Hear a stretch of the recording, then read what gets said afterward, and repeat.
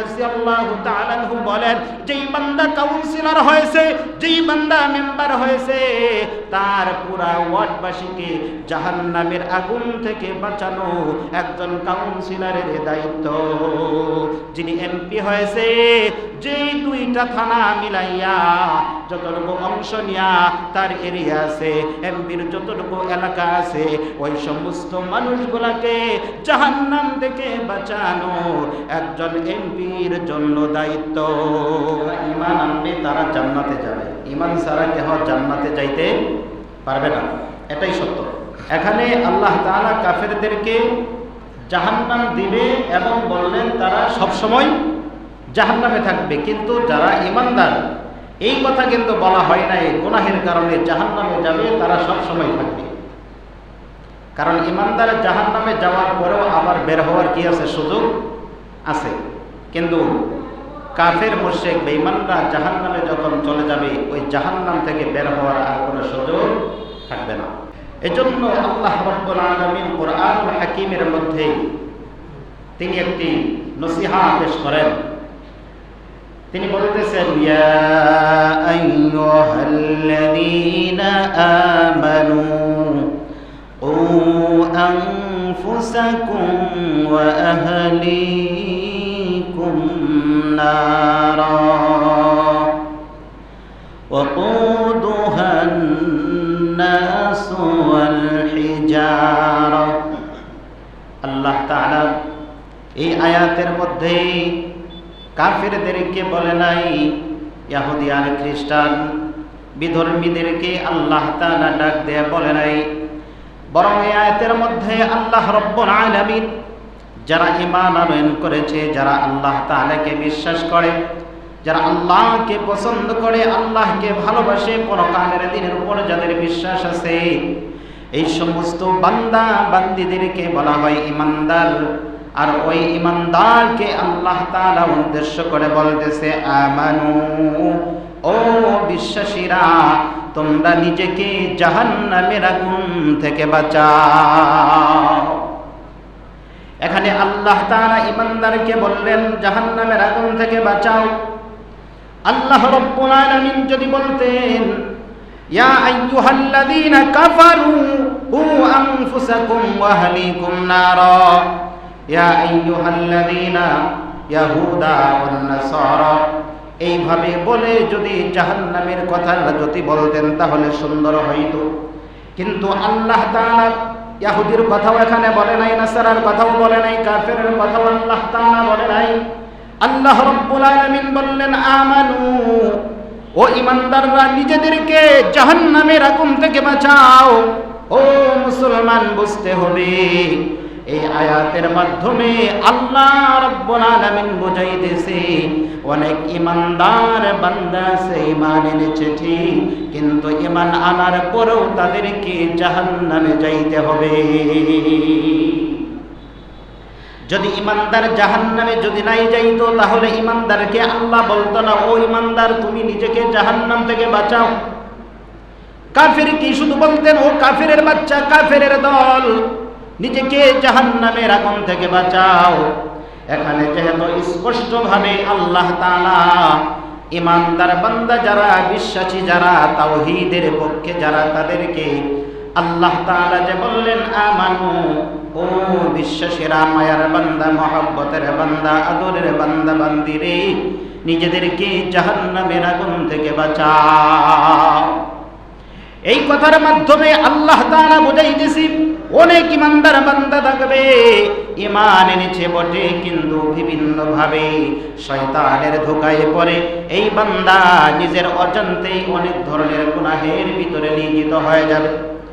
আল্লাহ তাআলা চায়, বান্দারে তুমি যেহেতু ঈমানদার, তোমাকে ঈমান দিয়ে আমি আল্লাহ রাব্বুল আলামিন তোমাকে সম্মানিত করেছি। বান্দা, কেন তুমি পরে জাহান্নামের মধ্য থেকে বের হয়ে জান্নাতের মালিক হইবা? আল্লাহর ইচ্ছা হলো ঈমানদার প্রতিটা বান্দা যেন শুরু থেকেই জান্নাতে প্রবেশ করতে পারে। এ কারণে আল্লাহ রাব্বুল আলামিন কি করলেন? ঈমানদারকে সতর্ক করার জন্য বললেন, ও ঈমানদার বান্দারা, নিজেদেরকে জাহান্নামের আগুন থেকে বাঁচাও। এ কারণে বান্দারে, ও মুসলমান ইমানদার, নিজেরা এমন কোনো কর্ম করা যাবে না যেই কর্মের কারণে নিজেদেরকে জাহান্নামের ভিতরে চলতে হবে। আল্লাহ রাব্বুল আলামিন ভিন্ন আয়াতের ভিতরে বলেন, ওয়ালাকাদ কাররামনা বানি আদম। আল্লাহ তাআলা বনি আদম অর্থাৎ আপনার আর আমার মর্যাদা আল্লাহ তাআলা বৃদ্ধি করে দিয়েছে, বাড়িয়ে দিয়েছে।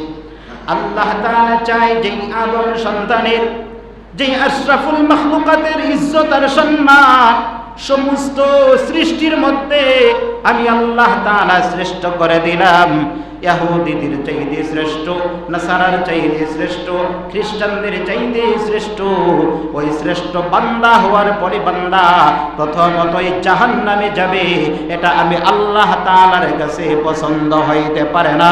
ও মায়ার বান্দারে, মহব্বতের বান্দারে, আদরের বান্দারে, গুনাহের কাজ ছেড়ে দাও। প্রথম চান্সেই বান্দা তুমি যেন জান্নাতের মালিক হইতে পারো। এ কারণে আমি আল্লাহ তাআলা তোমাকে নসিহত করতেছি, ওয়াজ করতেছি, বান্দা প্রথম দিকেই তুমি যেন জান্নাতের মালিক হইতে পারো। সুবহানাল্লাহ। এজন্য আল্লাহ তাআলা বলে, ইয়া আইয়ুহাল্লাযীনা আমানু কু, ও বিশ্বাসীরা, শুধু নিজেকে জাহান্নামের আগুন থেকে বাঁচাইলে হবে না, ওয়া আহলিকুম, আল্লাহ রাব্বুল আলামিন বলেন, কু আনফুসাকুম ওয়া আহলিকুম। আল্লাহ তাআলা এই আহাল মানে তার যে পরিবার পরিজন আছে তাদের ব্যাপারে বলা হয়েছে। এই যে পরিবার পরিজনের ব্যাপারে আল্লাহ তাআলা বলেন, ও ইমানদার বান্দারে, নিজেকে জাহান্নামের আগুন থেকে যেইভাবে তুমি বাঁচাইবা ঠিক ওরকম ভাবে তোমার পরিবার পরিজনদেরকে বাঁচাইতে হবে। হযরত ওমর রাদিয়াল্লাহু তাআলা আনহু বিশ্বনবী সাল্লাল্লাহু আলাইহি ওয়াসাল্লামকে প্রশ্ন করেন, ইয়া রাসূলুল্লাহ, ইয়া হাবিবাল্লাহ, আপনি তো বললেন নিজেকে জাহান্নামের আগুন থেকে বাঁচাও। ও নবী, নিজেকে জাহান্নামের আগুন থেকে বাঁচাইব এই জিনিসটা বুঝলাম, নিজে ভালো কর্ম করব, নামাজ পড়ব, রোজা করব, হজ যাকাত দান সাদকা, আল্লাহর বিরোধিতা কোনো কাজ করব না।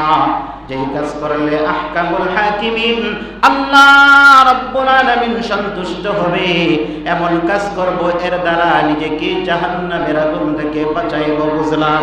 কিন্তু আমার পরিবার পরিজন বলতে কি বুঝাইলেন ইয়া রাসূলুল্লাহ, ইয়া হাবিবাল্লাহ, এটা তো বুঝলাম না।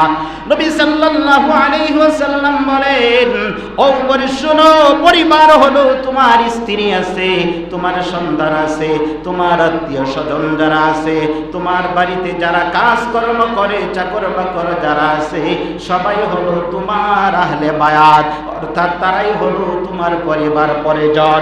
ও বান্দা, তুমি বিবাহ করেছো, তোমার স্ত্রীকে জাহান্নাম থেকে বাঁচানো তোমার দায়িত্ব।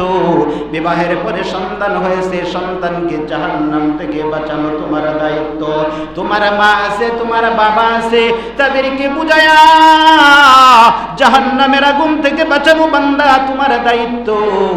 হযরত আমিরুল মুমিনিন ওমর রাদিয়াল্লাহু তাআলা আনহু বলেন, যেই বান্দা যতটুকু এরকম ভাবে নেতৃত্ব দিতে পারে, যেই বান্দার কর্তৃত্ব যেই পর্যন্ত পৌঁছে যায়, অর্থাৎ আপনি মেম্বারও না, কাউন্সিলরও না, এমপিও না, মন্ত্রীও না, আপনার ওয়ার্ডের দায়িত্ব নাই, আপনার রাষ্ট্রের দায়িত্ব নাই, আপনার জেলার দায়িত্ব নাই, আপনার মহানগরের কোনো দায়িত্ব নাই, আপনি সাধারণ একজন মানুষ আছেন, এই জন্য নিজের দায়িত্বটা আপনার উপর বটে।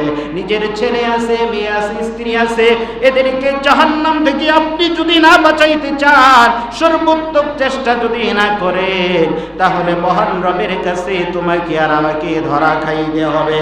ওমর রাদিয়াল্লাহু তাআলা আনহু বলেন, যেই বান্দা কাউন্সিলর হয়েছে, যেই বান্দা মেম্বার হয়েছে, তার পুরা ওয়ার্ডবাসীকে জাহান্নামের আগুন থেকে বাঁচানো একজন কাউন্সিলরের দায়িত্ব। যিনি এমপি হয়েছে, যেই দুইটা থানা মিলাইয়া যতটুকু অংশ নিয়া তার এরিয়া আছে, এমপির যতটুকু এলাকা আছে, ওই সমস্ত মানুষগুলাকে জাহান্নাম থেকে বাঁচানো একজন এমপির জন্য দায়িত্ব। যিনি রাষ্ট্রপ্রধান আছে, ওই রাষ্ট্রপ্রধানের দায়িত্ব হলো পুরা রাষ্ট্রের মধ্যে যতগুলো মানুষ আছে এই মানুষদেরকে জাহান্নামের আগুন থেকে বাঁচানোর সর্বোত্তম চেষ্টা করতে হবে। না হয় রাষ্ট্রপ্রধানকেও ময়দানে হাসরে আল্লাহর কাঠগড়ার ভিতরে দাঁড়াইয়া পঙ্খান্ন ভাবে আল্লাহর আদালতে বান্দাকে হিসাব দিতে হবে।